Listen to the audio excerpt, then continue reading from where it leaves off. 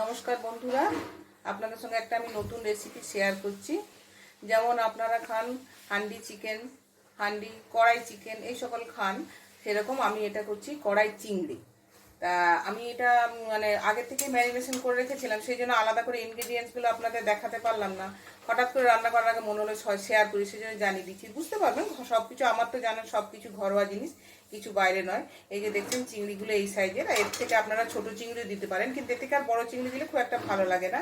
এই টমেটো দিয়েছি দুটো, এর মোটামুটি এখানে চিংড়ি আছে আমার ছাড়ানোর পর চিংড়িটার ওজন মোটামুটি ধরে নিন 300 থেকে 350।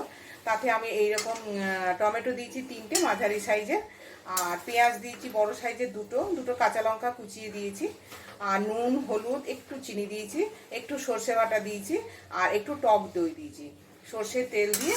এটা এক সময়ও লাগে না, আপনাদের চট করে বাড়িতে কেউ আসবো বলে আপনি রেডি করে রাখতে পারেন, চট করে বসিয়ে দিলে আপনার রান্নাটা হয়ে যাবে। দিয়ে এটাকে ম্যারিনেশন করে রেখে দিয়েছিলাম আমি। এটাকে ব্যাস গ্যাসটা জ্বালিয়ে দেবো, গ্যাসটা জ্বালিয়ে দিয়ে এটাকে আমি ঢাকা দিয়ে দেবো।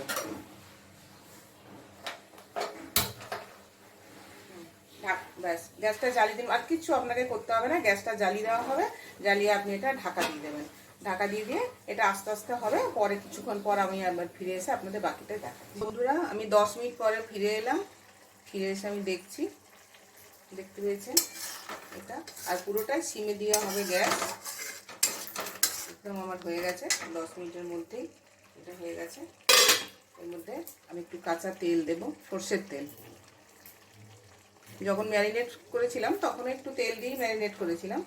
এটা আবার নামাবার আগে একটু তেল দেবো, তেল দিয়ে নেড়ে চেড়ে নামিয়ে দেবো।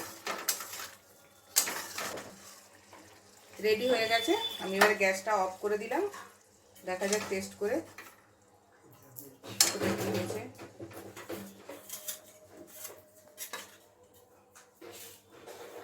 এটা গরম আছে, একটু ঠান্ডা করে নিলাম।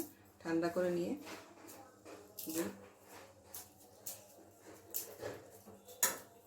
Thank you.